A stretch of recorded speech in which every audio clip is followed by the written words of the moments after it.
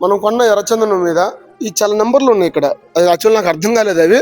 So వాటి గురించి ఒకసారి అంటే తెలుసుకుందాం ఒకసారి. సార్ ఒకసారి ఈ నెంబర్స్ ఏంటి సార్? ఇవి ఇక్కడ ఉన్నాయి. ఈ నెంబర్స్ అండి, మనము ఇక్కడ చిత్తూరులో కొన్నాం కదా, వాళ్ళు ఫారెస్ట్ డిపార్ట్మెంట్ వాళ్ళు ప్రతి ఒక్క చెట్టుకు నెంబరింగ్ ఇస్తారు. నెంబరింగ్ ఇచ్చిన తర్వాత కటింగ్ చేస్తారు. కటింగ్ చేసిన తర్వాత మళ్ళీ డ్రెస్సింగ్ చేస్తారు. అంటే పైన బెరడు తీసేస్తారు. తీసిన తర్వాత హార్డ్ వుడ్ కు నెంబరింగ్ ఇస్తారు. 171 ఇది సర్వే నెంబరు.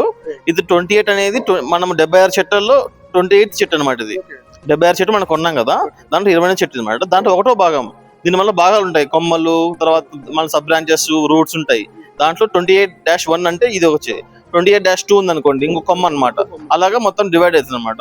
దీంతో పాటు ప్రతి ఒక్క దుంగకు మీకు స్టార్టింగ్